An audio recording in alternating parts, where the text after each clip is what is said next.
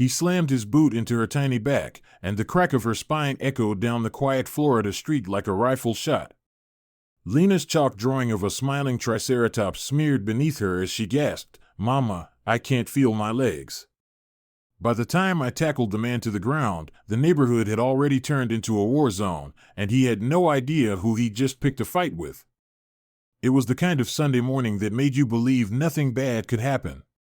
The Florida sun filtered softly through the oak trees, casting dappled shadows on the cracked pavement of Cypress Grove Lane. A cardinal chirped from a nearby fence post. Somewhere down the block, someone fired up a grill early, maybe prepping ribs for the game. The smell of charcoal and quiet suburban safety hung in the air. In the Morales driveway, 9-year-old Lena lay on her stomach, tongue slightly out in concentration, coloring the final horn on a giant green triceratops chalk drawing that stretched nearly 4 feet wide. It had polka dots, a big cartoon smile, and a speech bubble that read RAWR in purple glitter chalk. Her backpack spilled out beside her like a burst piñata, chalks, crayons, a bent T-Rex sticker book. Diana Morales sat nearby on the porch swing in an old college sweatshirt, iced coffee sweating in her hand, legs tucked under her. She rocked gently, watching Lena in that soft way mothers do when they're soaking in a moment they wish they could bottle forever. Inside, Marcus Morales rinsed out his travel mug at the sink. His plans were simple: mow the lawn, clean the gutters, maybe replace the porch light if he could find the right bulb in that disaster of a garage. Life after the Marines had been quieter than he expected, but working as deputy warden at Clearwater Federal kept him sharp. Sundays, though, that was for peace. Until the golf cart showed up. It came whining around the corner like it owned the street. White. Modified. Orange light bar bolted haphazardly on top. On the sides, the words Cypress Grove HOA Enforcement Unit were stenciled in what looked like spray paint and bad intentions. It didn't belong to the real HOA. Marcus had sat on the board last year before they voted to dissolve. So whatever this was, it wasn't legitimate. The cart screeched to a stop right at the edge of their driveway. 2 men hopped out like bad community theater villains. One, tall and red-faced, wore a black cap embroidered with the letters HOA. He walked with the swagger of a man who mistook fear for respect. His partner, shorter and stockier, clutched a clipboard like it was a divine tablet. Neither wore badges. No name tags. No city insignia. No legal authority. Lena looked up, confused, still clutching her chalk. "Hey," the man in the cap barked. "What do you think you're doing?" Lena sat up slightly. "Just drawing."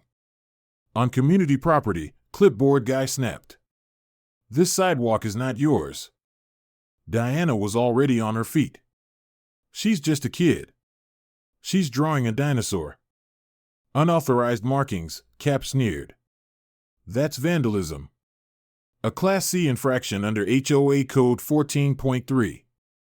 He said it like it meant something, like it came from a real law book and not a fantasy he scribbled in a notebook. Diana stepped forward, voice tight but calm. "There is no active HOA here. That board was dissolved months ago. Who do you represent?" "You can take it up with the compliance committee," clipboard guy said, dead serious. "Compliance committee?" Diana echoed, bewildered. "That's enough," Cap barked again and turned back to Lena. "I said get up." Marcus heard it all through the screen door.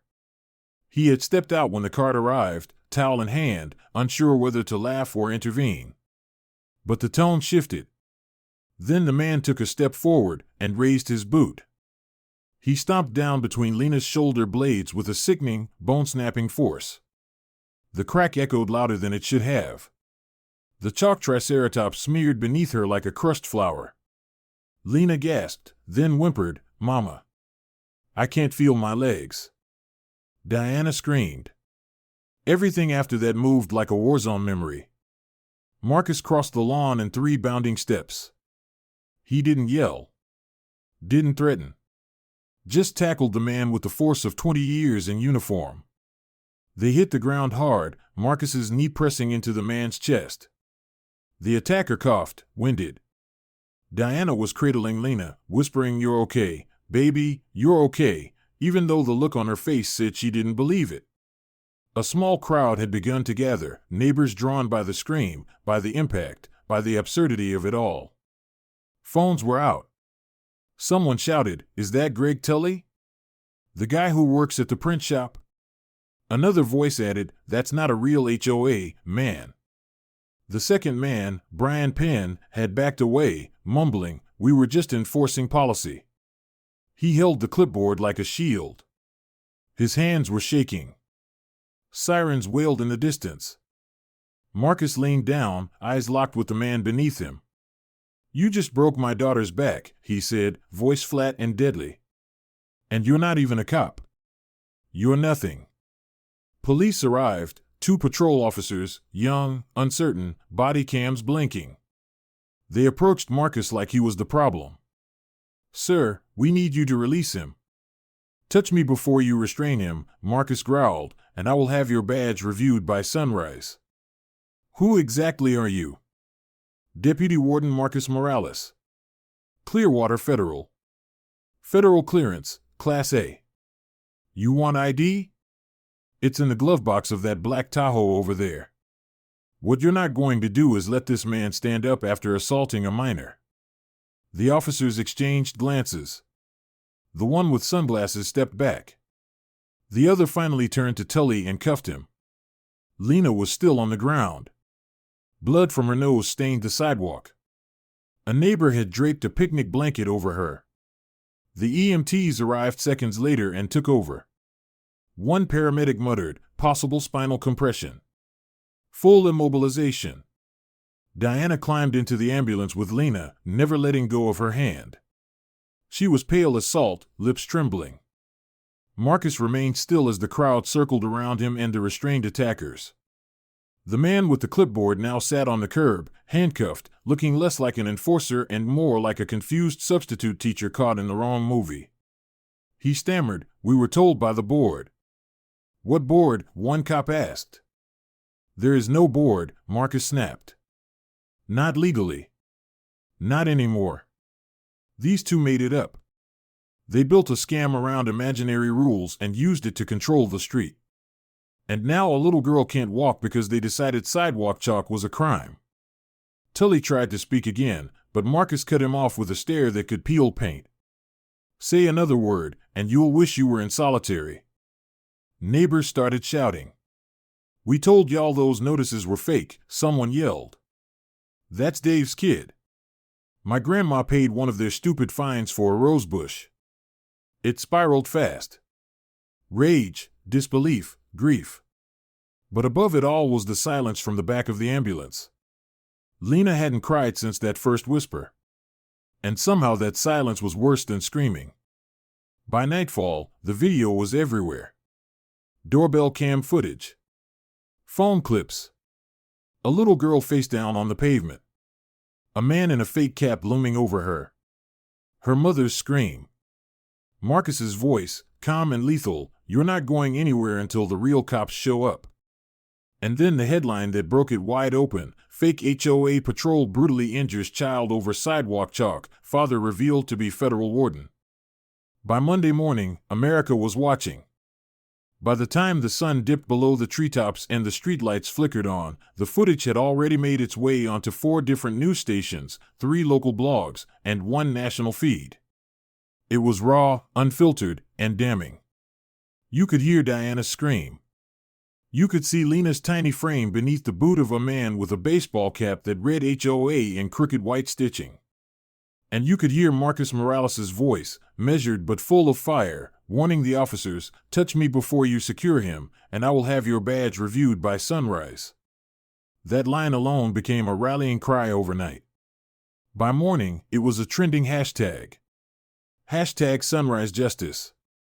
The doorbell cam footage from the Alvarez home across the street showed everything: the arrival of the fake patrol, the confrontation, the sudden act of brutality, the scramble to protect Lena, and finally Marcus restraining Tully until the real police arrived.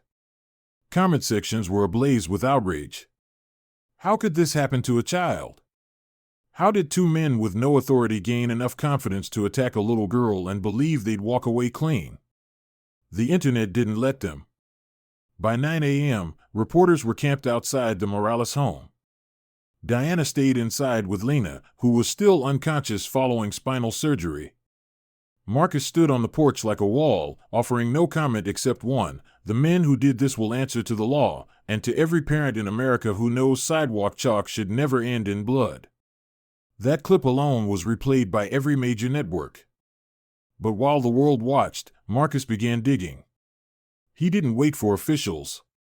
He called in favors, old friends from his military days, contacts from the Bureau, analysts from the Correctional Intelligence Division.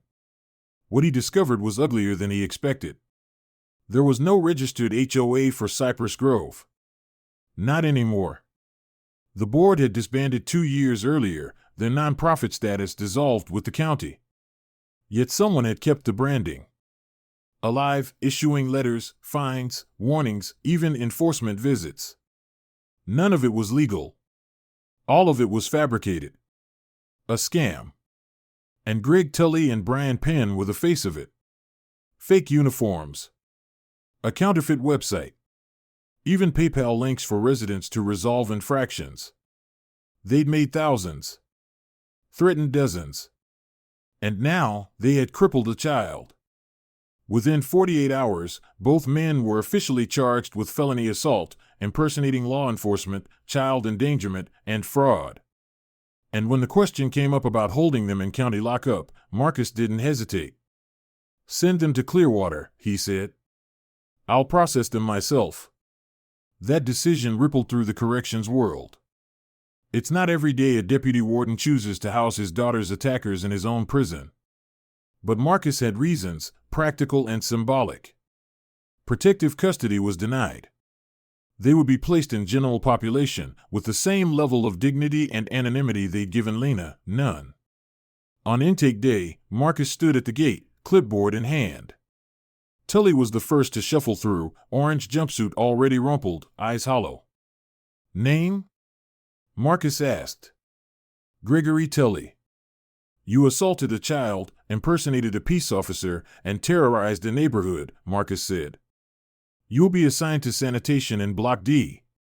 Tully opened his mouth. Marcus held up a hand. "Don't speak. You've done enough damage." Penn followed close behind. He looked smaller now, as if the orange jumpsuit had shrunk him down. No more clipboard. No more rules to enforce. Just a number. Just another inmate. Word traveled fast inside the walls. Inmates watched the news. They'd seen the footage. One of the guards later whispered to Marcus, "Smith in B Block, his niece was hit by a drunk driver, never walked again." He saw the video. Marcus nodded. He wasn't calling for blood. But he also wasn't calling for mercy. Meanwhile, the trial preparations began. Diana sat quietly with a legal team while Lena recovered, her legs still unresponsive, her voice barely a whisper. When asked if she wanted to attend the hearings, Diana shook her head. "I want to speak when it matters. On the stand. That's where it will count." Marcus compiled everything: records of fake violations, screenshots of digital threats, testimonials from neighbors who had paid fines out of fear. It wasn't hard. Dozens came forward. One elderly widow had paid $200 for excessive lawn debris. A single mother had been fined $75 for non-regulation patio furniture. It was extortion. Thinly veiled. Aggressively enforced. And Tully and Penn had built it all under a false banner of community order. Court day arrived. The gallery was packed. Reporters lined the back wall. Victims filled every row. Lena stayed home, still fragile. Diana took the stand. Her voice was steady. Not loud. Not angry. Just devastating. "She asked me," Diana said, "if drawing a dinosaur made her paralyzed. She thought it was her fault." The courtroom was silent. Marcus testified next. He detailed the HOA scam, the intimidation tactics, the broken system that let two men parade as officers. Then the prosecution played the video. The doorbell footage. The boot. The scream. The silence. The jury didn't flinch. They wept. The defense had little to stand on. It was a misunderstanding, they argued. They believed they had authority. But the law doesn't bend for belief. It bends for evidence. And the evidence crushed them. Verdict: guilty. Tully received 25 years. No parole. Penn got 19. The judge called their crimes an egregious abuse of community trust, culminating in unspeakable harm to a child. But that wasn't the end. The trial unlocked a floodgate. Communities across Florida, and soon other states, reported similar scams. Fake HOAs. Bogus fines. Intimidation letters. It wasn't isolated. It was organized. Opportunists exploiting the fear of rules and the facade of structure. Marcus didn't just respond. He went on the offensive. He launched the Neighborhood Truth Network, NTN, a coalition of lawyers, watchdogs, retired judges, and victims. They tracked patterns. Flagged fake boards. Sued perpetrators. By the end of the second month, NTN had exposed 14 fraudulent HOAs in 3 states. Fines were refunded. Arrests were made. The news called it the chalk line revolution. And at the center of it all, Lena's green Triceratops. Digitally cleaned, framed, and adopted as the NTN logo. It stood for imagination. For innocence. For the cost of fake power. Late one night, as Marcus scrolled through inboxes filled with testimonies and thank yous, a new email came through. No subject line. No sender. Just one line of text: "We should have known who she belonged to." He read it twice. Then he deleted it. He didn't show Diana. And he didn't reply. Because he already knew, the world had just learned a hard lesson. You don't stomp on a child's dream and expect to walk away. Not in Marcus Morales' town. Not anymore. Lena didn't walk out of that hospital. She was wheeled. Her legs were still stiff, her back wrapped in a brace that made her look like a fragile porcelain doll instead of the fearless kid who once danced barefoot in the front yard. But Marcus pushed that chair with the same reverence he gave a folded flag, and Diana held their daughter's hand like it was a lifeline. The world had seen what happened. It had watched the trial, devoured every headline, reposted the courtroom video 1,000,000 times. But what it hadn't seen, what it would never truly grasp, was what came next. The silence in their home. The bruises that bloomed slowly, then faded too fast. The questions Lena asked at night when the pain medication wore off and her courage cracked at the edges. Will I ever run again, Poppy? What if I forget how? Was my drawing really that bad? Marcus answered every question with a calm he didn't feel. Diana did too. But late at night, they cried separately, him in the garage, her in the shower. That was the cost of holding strong. But Lena? Lena refused to break. 6 months passed like a blur of physical therapy appointments, hospital-grade meals, brace adjustments, and progress charts.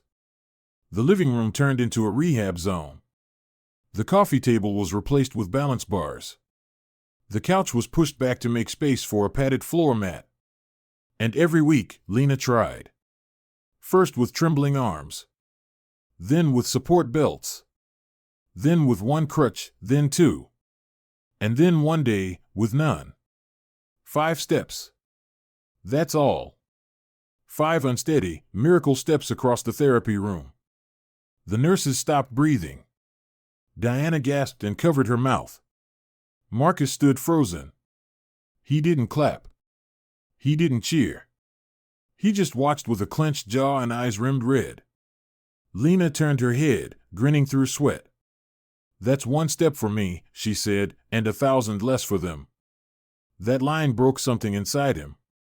Not out of pain, out of pride. She didn't want revenge. She wanted peace. But Marcus wasn't finished. He had seen too much, learned too much to let it go. The Neighborhood Truth Network was only the beginning. He used the attention to build something bigger, the Sidewalk Promise Project.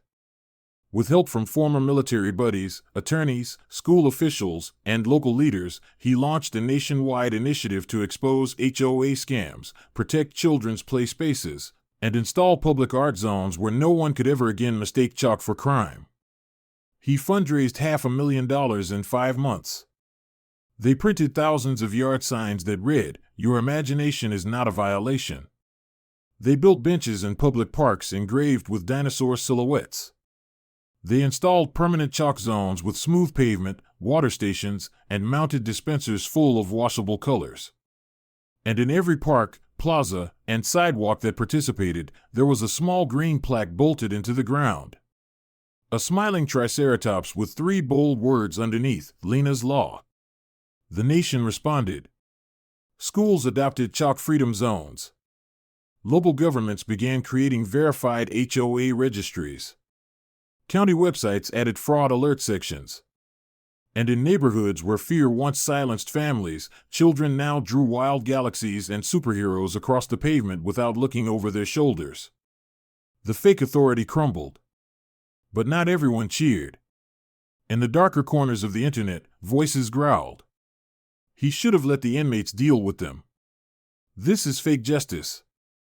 That Marine went soft. Marcus ignored them. Because real justice isn't about breaking bones. It's about building something that outlives the pain. Still, prison wasn't off his radar. Tully had been assigned to sanitation detail in Clearwater, mopping floors, scrubbing showers, working in silence. He never spoke to Marcus. Never made eye contact. He looked through him, like he hoped if he didn't acknowledge what he did, it might vanish. It didn't. Penn, on the other hand, had been transferred to the medical wing after what the incident report called a stair-related fall. Marcus didn't ask questions. Correctional officers rarely trip. And concrete doesn't forgive. When Marcus passed his bed during quarterly inspection, Penn looked up, lips cracked, one eye purpled around the edge.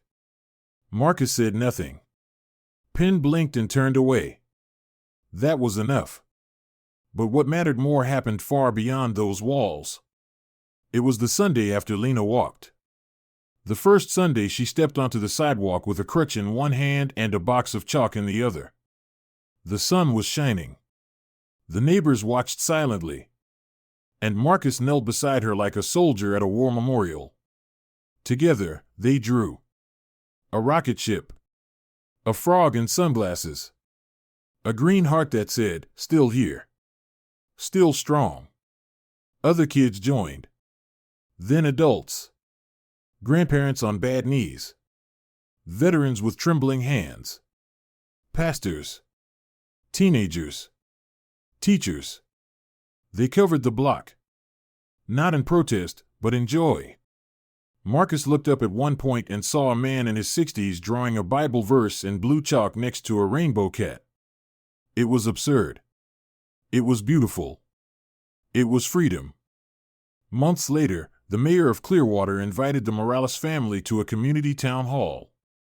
A crowd of 300 packed the room, council members, press, neighbors, students. Diana spoke first. Calm. Fierce. Then Lena stepped to the podium, standing on her own, one crutch tucked to her side. She cleared her throat and smiled. Hi. I'm Lena. I used to think sidewalks were just for walking. Now I know they're for fighting too, but not with fists. With ideas. Laughter. Then silence. Then thunderous applause. She lifted a framed print of her original Triceratops, the one she'd drawn the day her back broke, and handed it to the mayor. I want this in City Hall. So nobody forgets what fake power looks like. Or what real strength is. It hit 8 million views before sunrise. And then, the letter arrived. No return address. No signature. Just one sentence typed in courier font on a slip of printer paper. We should have known who she belonged to. Marcus read it once. Then again. He folded it in half and walked to the backyard fire pit. He didn't tell Diana. Didn't show Lena. He lit the paper and watched it curl, blacken, and disappear. Let the past try to haunt him. It had no power here anymore. Because every Sunday, rain or shine, he and Lena still walk their street with chalk in hand. Sometimes they draw dragons. Sometimes it's stars. Sometimes it's just words like hope or home or RAWR. And every now and then, someone joins them. A kid. A parent. A stranger. Nobody asks why. They just draw. Because they know. It's their sidewalk now. Always was. Always will be. As the author of this story, I want to take a moment to reflect on the deeper meaning behind Lena's journey, because it was never just about a sidewalk or a drawing. It was about power, who holds it, who abuses it, and how everyday people can take it back. When Lena picked up that piece of chalk, she wasn't challenging a system. She was just being a kid, expressing joy, imagination, and innocence. But what happened next revealed an ugly truth: that fake authority, unchecked and unchallenged, can harm the most vulnerable among us. Two grown men, hiding behind made-up rules, nearly stole her future because they believed no one would stand up to them. But they were wrong. This story reminds us that real strength doesn't come from a badge, a title, or a clipboard. It comes from truth, love, and the will to protect what's right. Marcus Morales didn't fight with revenge in his heart. He fought with purpose. He used his position not to punish, but to rebuild, to expose corruption, and to ensure no other child would be hurt in the name of made-up power. The lesson here is simple, but urgent. Question what you're told, protect the innocent, and never let fear keep you from standing your ground. Especially in your own neighborhood. Especially when your children are watching. And to the parents out there, never underestimate the impact of your calm, your voice, your refusal to back down. Diana didn't raise her voice in court, she raised the truth. And it cut deeper than any scream ever could. To the kids, never let the world tell you that your imagination is a problem. Keep drawing. Keep dreaming. The sidewalk belongs to you, too. And finally, to the audience here at U.S. Justice Story, thank you. Thank you for listening, for feeling, for reflecting, and for sharing these stories. Each time you watch, comment, or speak up, you become part of something bigger, a community that refuses to stay silent in the face of injustice. You're the reason stories like Lena's matter. So on behalf of our entire team, we thank you for standing with us, for believing that truth deserves a voice, and for remembering that even the smallest piece of sidewalk chalk can spark a national reckoning. Stay strong. Stay aware. And never stop drawing your line in the sand.